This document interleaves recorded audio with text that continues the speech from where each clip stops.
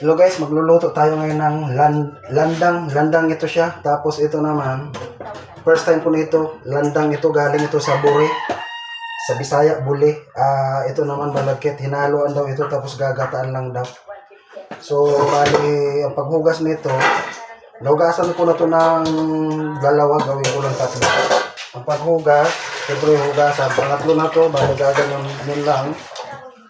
Tapos, yung malagkit na hugasan ko na yan, i-drain.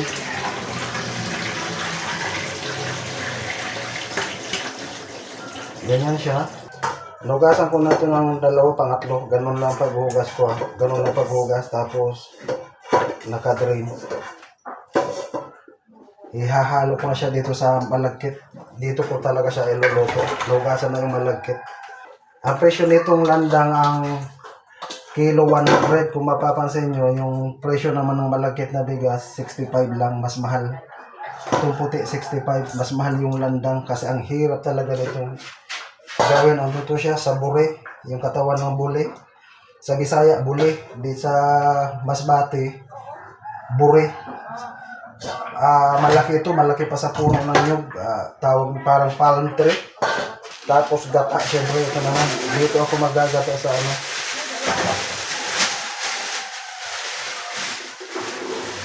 Yan o. Ano ito, dalawang pirasong nyug. Pero maliit lang. Maliit lang ito na nyug, dalawang piraso. Dadamihan ko yung sabaw.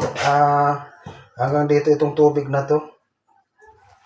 Kasi ano to parang ginataan na lugaw. First time ko magluto niya. Medyo dinagdagan ko pa. Bahala na, trial and error to. Tapos syempre gagalaw ko na. Naghugas naman ako ng kamay. Yung malagkit, isang ganito lang. Isang ganito yung malagkit ko na nilagay. Tapos yung landang naman, siguro mga dalawang ganyan din na tasa. Di ko alam kung dagta ba ito siya o ano. Basta galing ito sa katawan ng buli. Ito nalinis naman itong pinag-anuhan ko. Kaya ito na yung pinagsasaraan ko.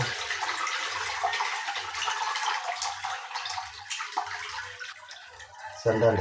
Balik na pala. Dapat pala piliga ko pala muna. Mali.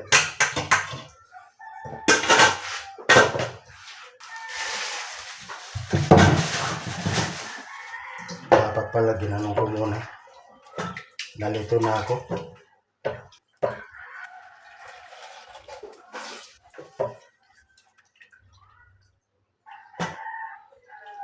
Ganito dapat pala muna. Pipigain pala muna. Mali yun. Yung nauna ko process. Basta kailangan nyo ng gata. Dalawa ito pero maliit lang. Ang sabi nila, masarap pa doon dito kung may saging. Kaso, wala akong saging. May saging naman sa labas kaso bibilhin pa. Para hindi na ako bumili. Okay na to. So, sunod na lang yung may saging. Oh, ganyan o.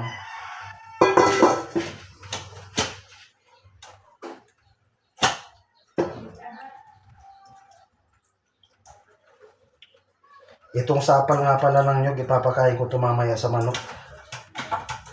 Kinakain naman nila ito. Ilalagyan nga pala ito ng asukal. Parang binignit daw ito sabi nila. Hindi ko naman alam kung anong klase yung binignit. Ayun, natang. Bumaon yung ano. Ayun, tanggal dito na lang.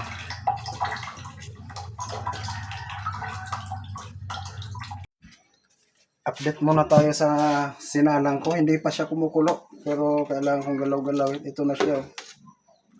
Wala pa itong asukal. Hindi ko pa nilagyan. Maya na siguro. Sa tingin ko, tingnan nyo. Oh.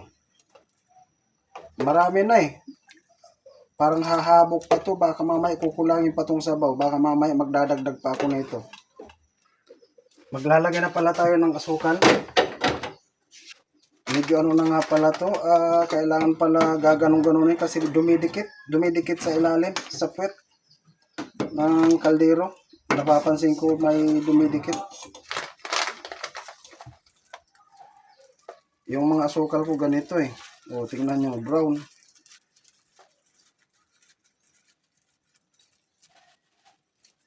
Sayang to. Tapos meron pa. May mga pakunti-kunti.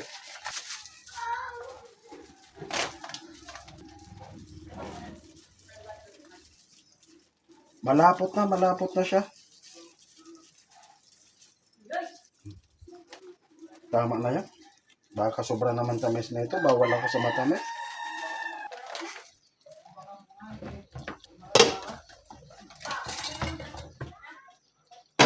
Ito, lumapot na siya. Oh. Malapit na siguro ito maluto. Tingnan nyo yung texture niya. Oh. Lapot na. Sabi ko na nga, yung marami kanina na sabaw sa gata, parang kulang pa. Kailangan pala siya galaw-galawin, tapos dapat hindi gaano malakas yung apoy. Tama-tama lang naman yung apoy, hindi naman gaano malakas. Pero kailangan siya galaw-galawin kasi nadikit. Ayan o, pag inaano mo para may napakasan nyo na para dumidikit, may ano na nadikit. Makinis naman yung pit nito kasi stainless eh. Pero pag ginano nyo, para may... Yung malagkit niya, hindi pa luto, pero...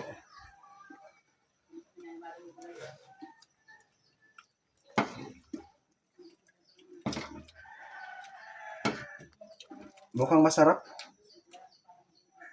Masarap. Kaso parang sobrang lagkit. Kulang pa sa asukal.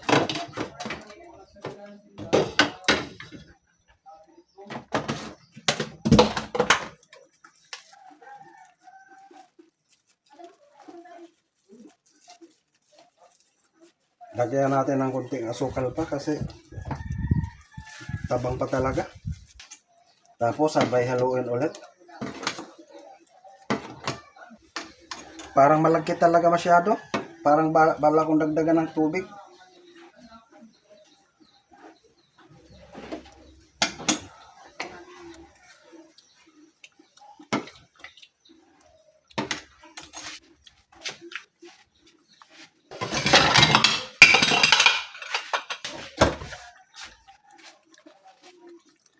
Dagdagan ko pa ng tubig, mga ganito karami to, mga ganito pa, sobrang lagkit.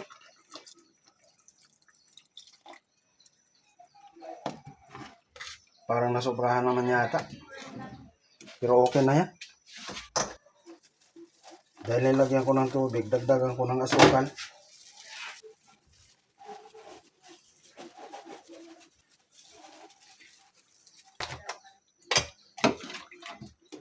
Oh, hindi ano yan, didikit yan. Update ulit tayo. Ito, kumukulo na, nakita nyo naman, umuusok-usok na. Ito yung nilagyan ko ng tubig kasi masyadong balagkit. Ayun o, parang naka-recover na siya ulit. Oh, medyo tama-tama na yung ano, hindi sobrang lapot. Malapot pa rin naman, pero hindi yung kagaya kanina na parang hindi nakakasingaw yung ano. Mga ilan minuto ko rin itong hinayaan, kaso parang dumidikit talaga. Oh. Pansin nyo pag ginagano, no? Oh. Dumidikit talaga. Dahil siguro ito sa malagkit nga. Hindi masyado nakakasingaw yung ano, yung init. Kailangan din naman saraduhan para makakulo dahil nilagyan ng panibagong tubig. Tikman natin. Haluin muna natin. Tingnan nyo, oh. Yung texture niya. Oh.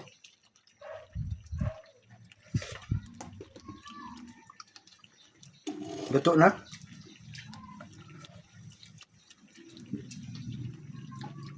Luto na siya, masarap.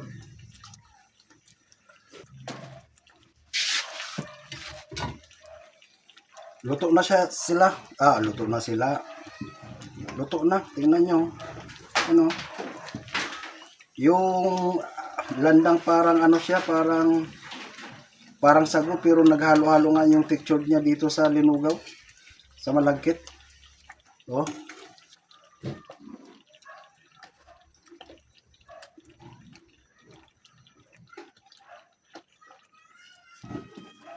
Basta masarap. Patayin ko na to. O yun. O, ganito na yung pagkain ng landang ha. Ito, konti na lang kasi aapaw ito kanina. Punong-puno ito kanina.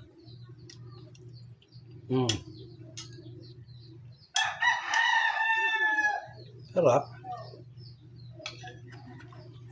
Ano?